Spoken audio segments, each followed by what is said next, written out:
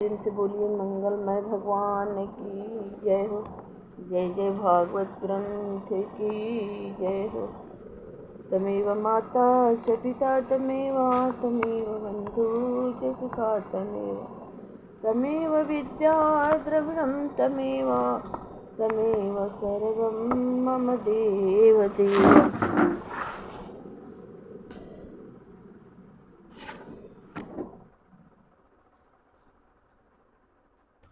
सर्वं मम देव।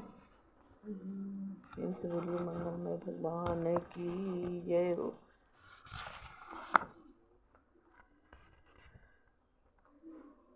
ब्रह्म शाप के कारणे भूले यादव वीर, लड़ लड़ के सब मर गए बचे नए कबीर।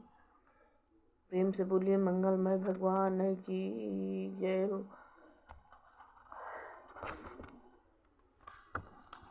राजा परीक्षित बोले, ही ब्राह्मण, जब परम भागवत उद्धव जी बद्री वन चले गए तब भगवान श्री कृष्णचंद्र आनंदगन ने फिर क्या किया। वे संपूर्ण विश्व के स्वामी तथा नियंता है।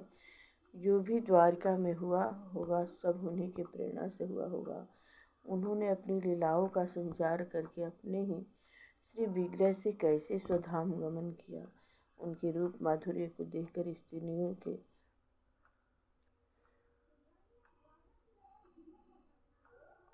उनके श्री विग्रह से नहीं हटते थे। जिस श्री विग्रह को योगी जन सदा अपने हृदय कमल में देखते हैं, वह दिव्य श्री विग्रह किस प्रकार अंतर्ध्यान हुआ, यह मुझे समझा कर कहिए। महाभारत युद्ध में भगवान श्री कृष्णचंद्र दादा अर्जुन के रथ पर इसलिए विराजमान थे कि जो वीर अर्जुन के बाणों से मरे वे मेरे सारूप्य का दर्शन करके मुक्ति को प्राप्त कर सके। उन्हीं भगवान ने यदुवंश का नाश किया। नाश किस प्रकार किया, यह मुझे समझा कर कहिए। श्री सुखदेव जी बोले, हे राजन, जब भगवान श्री कृष्णचंद्र आनंद ने यह देखा कि द्वारिका में नित्य अमंगल सूचक अपशगुन होते हैं, तभी तत्व विकृत हो उठे हैं।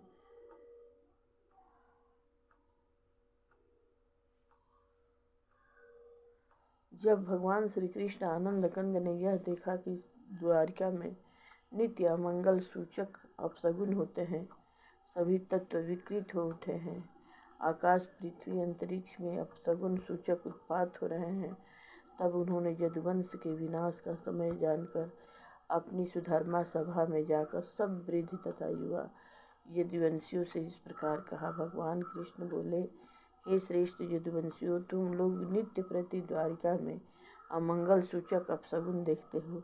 ये हमारे महान अनिष्ट का कारण है।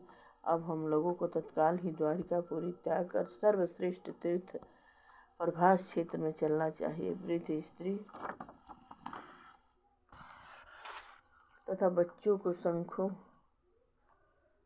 द्वार क्षेत्र में भेज देना चाहिए।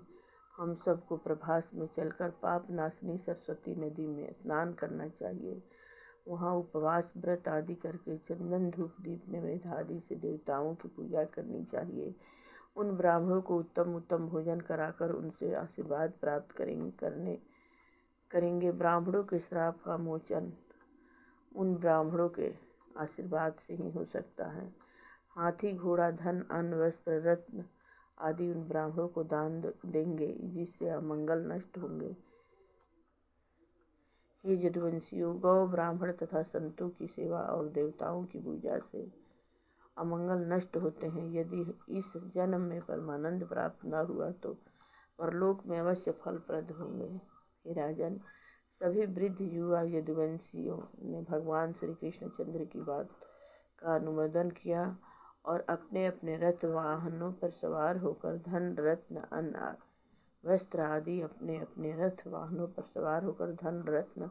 अन्न वस्त्र आदि सामग्री छकड़ों ऊँटों खच्चरों घोड़ों आदि पर लाद कर प्रभास क्षेत्र की ओर चल दिए। वहाँ जाकर भगवान श्री कृष्णचंद्र जी के आदेशानुसार सबने मंगल कर्म कराए, शांति पाठ स्वस्ति वाचन आदि कराकर ब्राह्मणों को भोजन कराया, दान पुण्य कर्म किए। तत्पश्चात काल की गति से तथा भगवान कृष्णचंद्र की प्रेरणा से उन सबकी बुद्धि मारी गई। उन्होंने मेरे एक नाम की मदिरा का पान बड़े आनंद से किया। यह मदिरा पीने में मीठी तथा स्वादिष्ट, किंतु उसका परिणाम महाभयंकर होता है। उसे पीते ही उनकी रही सही बुद्धि भी मारी गई। क्यों न हो ऐसा। भगवान कृष्णचंद्र जी की माया उन्हें मोहित कर रही थी। उन्हें तो ब्राह्मण श्राप सत्य करना था, उधर गंधारी का श्राप भी सत्य करने के लिए यदुवंश का नाश करना था। वे जानते थे कि यदुवंश का नाश किए बिना पृथ्वी का भार पूर्णतः हल्का नहीं हो सकता है। उस भयंकर मदिरा को पीकर सभी यदुवंशी मतवाले तथा उन्मत्त हो गए। वे अहंकार से युक्त होकर एक दूसरे को गाली तथा बुरा भला कहने लगे। धनुष, बाण, फरसा, तोमर, त्रिशूल ले लेकर परस्पर भिड़ गए। उस समुद्र तट पर भयंकर युद्ध होने लगा। यह दूसरा महाभारत युद्ध था। 56 करोड़ यादव परस्पर युद्ध करने लगे। कोई रथों पर सवार था तो कोई ऊँटों पर, कोई खच्चरों पर तो कोई गधों पर, कोई घोड़ों पर सवार था। सबकी ध्वजाएं फहरा रही थी। पागलों की भांति एक दूसरे को गाली देते हुए मारने लगे। प्रद्युम्न सांब से भिड़ गए, अंकुर भोज से भिड़ गए, अनिरुद्ध सात्विक से, सुभद्र संग्रामजीत से भिड़ गए, निष्ठ, उल्मुख, सहस्त्रजीत, सत्यजीत तथा भानुवादी सभी यादव एक दूसरे से भिड़ गए। कालदेव भगवान श्री कृष्ण सबको धीरे धीरे ग्रसित करने लगे। एक तो उन्होंने अपनी माया से उनकी बुद्धि हर ली थी, उस पर भी मदिरा के नशे में उन्हें और भी मुंड बना दिया। सभी के हृदयों से अपने से बड़े छोटे मित्र, अमित्र तथा सौहार्द का भाव नष्ट हो गया।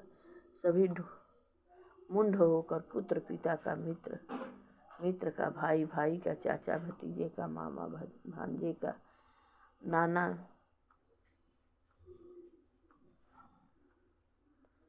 देवते का भाव त्याग कर एक दूसरे का रक्त पीने लगे।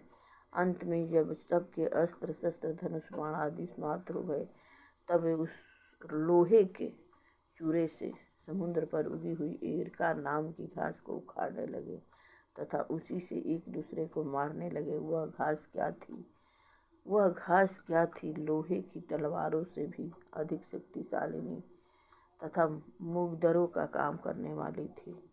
अब वे सभी यादव क्रोध में भरकर उसी एरका नाम की घास से एक दूसरे को मारने लगे। भगवान कृष्ण ने उनको ऐसा करने से रोका, किंतु वे लोग उन पर भी टूट पड़े। हे राजन, उन मुंडों की ऐसी मति मारी गई थी कि महापराक्रमी बलराम जी पर भी टूट पड़े। तब बलराम जी तथा कृष्ण ने वही एरावत घास उखाड़ कर उन सब आतताइयों का संहार कर डाला। सब मूली गाजर की भांति उस समुद्र तट पर काट डाले गए। जिस प्रकार सब बांस का वन बांसों की रगड़ से स्वयं ही नष्ट हो जाता है, उसी प्रकार यादव वंश अंधभोज, सात्वत, मधु, अबुद्ध, माथुर, सुरसेन, विसर्जन, कुकुर तथा कुंती आदि वंशों का नाश परस्पर लड़कर ही हो गया। जो बचे थे उनका संहार बलराम जी तथा कृष्णचंद्र जी द्वारा हो गया। उस युद्ध क्षेत्र में केवल बलराम जी तथा कृष्ण जी ही शेष रहे। हे राजन, बलराम जी भगवान कृष्ण जी की प्रेरणा जानकर समुद्र तट पर एकाग्रचित्त से बैठ गए और उन्हीं के परम चिंतन रूपी आत्म स्वरूप में लीन होकर अपने मनुष्य शरीर को त्याग दिया। जब वे भगवान कृष्ण जी ने देखा कि बलराम जी मेरे स्वरूप में लीन हो गए हैं, तब वे भी पीपल के वृक्ष के नीचे जाकर शांत भाव से पृथ्वी पर बैठ गए। उस समय उनकी छटा अत्यंत ही दर्शनीय तथा मनोहर थी। उन्होंने अपने चतुर्भुज स्वरूप को धारण कर रखा था। उनके श्री विग्रह की ज्योति से दसों दिशाएं प्रकाशित हो रही थी। श्याम वर्ण शरीर पर पीताम्बर तथा पीत दुपट्टा धारण किए हुए थे। तपे हुए सोने के समान शरीर की कांति थी। वक्ष स्थल पर श्रीवत्स का चिन्ह, सिर पर किरीट, मंद मंद मुस्कान, कपोलों पर श्याम अलके बड़े बड़े कमल के समान नेत्र शोभायमान थे। कटी में करधनी, कंधे पर यज्ञोपवीत, भुजाओं में बाजूबंद, हाथों में कंगन, हार, वैजंती माला, अंगूठियाँ आदि शोभायमान थी। शंख चक्र गदा पद्म मूर्तिमान होकर उनकी सेवा कर रहे थे। उस समय भगवान श्री कृष्ण जी अपना बायां चरण दाहिनी जांघ पर रखकर पीपल के तने से सहारा लेकर बैठे थे। रक्त वर्ण तलवा कमल के समान दृष्टि आ रहा था। हे परीक्षित, उसी समय जरा नाम का एक व्याध उधर आ निकला। उसने उस मूसल के बचे हुए लोहे के टुकड़े को, जिसे राजा उग्रसेन के सेवकों ने समुद्र में डाल दिया था, और उसे एक मछली ने निगल लिया था। जब उस मछली को उस व्याध ने पकड़ा तब चीरा, तब उसके पेट से वह मूसल का शेष भाग, जो रेत कर चूरा करने से बच रहा था, निकला। उसी लोहे की कील को उस व्याध ने अपने बाण के अग्रभाग में लगा लिया था। उस मुंड ने भगवान कृष्णचंद्र के चरण तलवे को हिरण का मुख समझकर उसमें अपना बाण मार दिया। वह बाण भगवान कृष्णचंद्र जी के चरण तलवे में लगा। जब वह निकट आया और उसने देखा कि भगवान श्री कृष्ण जी चतुर्भुज स्वरूप में विराजमान हैं, तब तो वह अति घबराया और भयभीत होकर उनके चरणों में गिर पड़ा और व्याध बोला, हे प्रभु, मेरा अपराध क्षमा करो, यह मैंने अनजान से किया है। आप निर्विकार तथा शरणागत वत्सल हैं, मुझे क्षमा कर कीजिए। ऐसा कहकर वह पापी व्याध उनके चरणों पर गिर पड़ा। बार बार पश्चाताप करके रोने लगा। वह पुनः बोला, हे भगवान, मैं हत्यारा, मूढ़, मंदांध तथा पापी होने के कारण आपको न पहचान सका।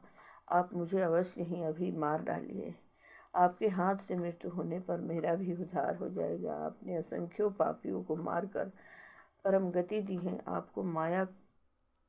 आपकी माया को ब्रह्मा शंकर आदि भी समझने में असमर्थ है, फिर मुझ पापी का तो कहना ही क्या है। भगवान कृष्ण जी बोली, अरे व्याध, तू भयभीत न हो, इसमें तेरा कोई दोष नहीं है।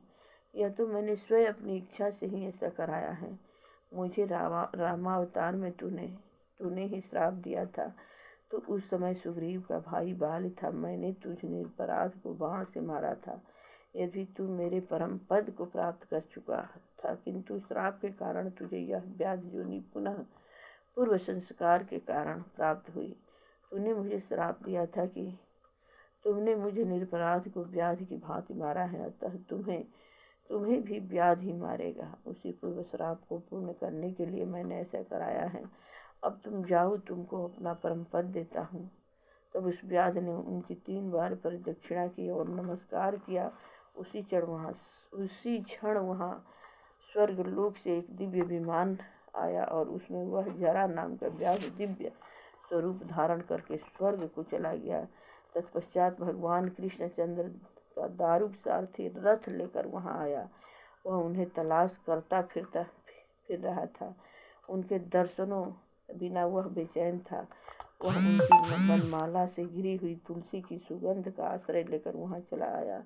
उसने भगवान कृष्ण को पृथ्वी पर बैठा देखा, तब रथ से उतरकर साष्टांग प्रणाम किया। उनके निकट असाध तेज युक्त आयुध उनकी सेवा करते हुए देखे वह बोला, हे अच्युत, आपके दर्शनों के बिना मेरी यह दशा हो गई है, जैसे बिना चंद्रमा के दर्शन के रात्रि में चलने वाले पथिक की हो जाती है। मेरे चारों ओर अंधकार छा गया है, मेरा हृदय अशांत है, मुझे दिशाओं का ज्ञान नहीं है, मैं अति व्याकुल हो रहा हूँ। अब दारुक सारथी इस प्रकार विनय कर रहा था, उसी क्षण भगवान कृष्ण जी का रथ मैं घोड़ों के आकाश में उड़ गया। यह दृश्य देखकर दारुक सारथी को अति आश्चर्य हुआ। उस रथ के पीछे पीछे उनके सभी दिव्यायुध भी चले गए। तब भगवान कृष्ण जी बोले, हे दारुक, अब तुम द्वारिका जाओ, वहाँ पर हमारे माता पिता वसुदेव जी तथा देवकी रोहिणी आदि तथा राजा उग्रसेन आदि सबको यहाँ का यदुवंश का नाश व भाई बलराम जी का परमधाम गमन, मेरा भी अपने लोक को प्रस्थान सब सुना देना। उन सबसे कहना कि वे शीघ्र ही सब परिवार द्वारिका को छोड़कर बाहर चले जाएं। मेरे न रहने पर द्वारिकापुरी को समुद्र डुबा देगा। सभी द्वारिकावासी स्त्री पुरुष बालक धन संपत्ति कुटुंब तथा मेरे माता पिता सहित अर्जुन के साथ इंद्रप्रस्थ चले जाए।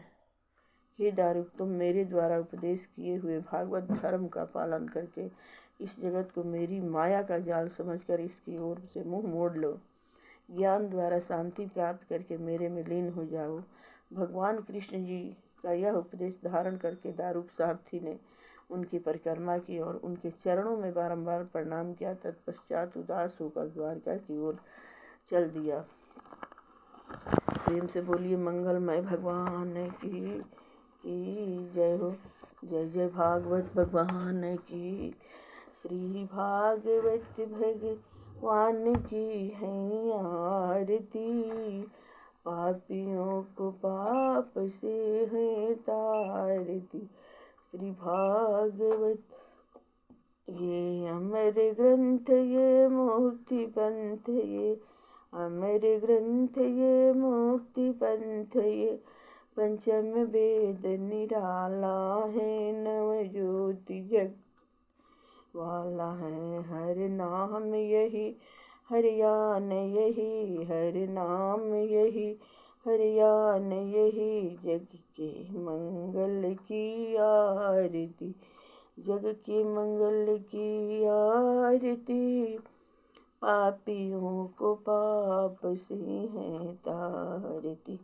ये शांत गीत पावन पुनीत, पापों को मिटाने वाला है, हरि दर्श कराने वाला है। ये सुख करणी, ये दुख हरणी, ये सुख करणी, ये दुख हरणी। श्री मधुसूदन की आरती, श्री मधुसूदन की आरती। पापियों को पाप से है तारती। ये मधुर बोल मम पंथ खोल, सन मार्ग बताने वाला है, बिगड़ी को बनाने वाला है। श्री राम यही घनश्याम यही, श्री राम यही घनश्याम यही, प्रभु की महिमा की आरती, हरि की महिमा की आरती। पापियों को पाप से है तार। प्रेम से बोलिए भागवत भगवंत की जय हो। जय जय हरि महिमा की जय।